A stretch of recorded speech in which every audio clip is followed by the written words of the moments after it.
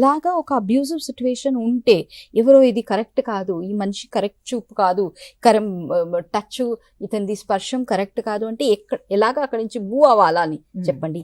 ఏ విధంగా నువ్వు మా దగ్గర వచ్చి చెప్పొచ్చు అని చెప్పండి. ఆమె కాళ్ళలో చైన్ పెట్టకండి. ఓకే, ఇంకా ఇలాగ సెక్షువల్ అబ్యూస్ గురించి చెప్పారు, నువ్వు ఎక్కడ వెళ్ళకాను. సో ఇక్కడ మనం ఇప్పుడు చాలా ఇంపార్టెంట్ పాయింట్ ఇది టీచర్స్ కి పేరెంట్స్ అందరికీ కూడా ఏంటంటే జాగ్రత్తగా ఉండడం అంటే ఎలాగా, జాగ్రత్త అంటే ఎక్కడికి పోకుండా ఇంట్లో కూర్చోవడం కాదు, ఏది ఉపయోగించకుండా ఫోన్ కూడా అసలే ముట్టుకోకుండా అలా కాదు.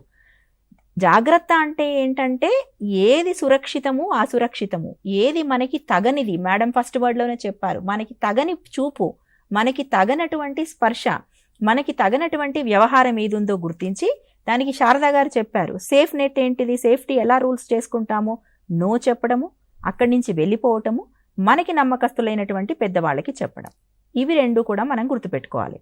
ఇది ముఖ్యమైనటువంటి విషయం మీరందరూ గుర్తుపెట్టుకోవాల్సింది. ఇంకొక మూడవది ఏంటి అంటే పేరెంట్స్కి తల్లిదండ్రులందరికీ గార్డియన్స్కి చెప్పాల్సింది కూడా ఏంటంటే ఇంకొక అపోహ ఉంది. నువ్వేం పెంచావు అంటారు, నువ్వు ఎలా వదిలేసావు అంటారు, నువ్వు ఎలా బయటికి పంపించావు అంటారు. So it is not the fault. ఇప్పుడు ఏదైనా అబ్యూస్కి గురైనప్పుడు మొత్తం ఈ జడ్జిమెంటల్ యాటిట్యూడ్ ఇంతకుముందు మేడం చెప్పినట్లుగా పిల్లల వైపు ఉంటుంది, పిల్లల పేరెంట్స్ వైపు కూడా ఉంటుంది.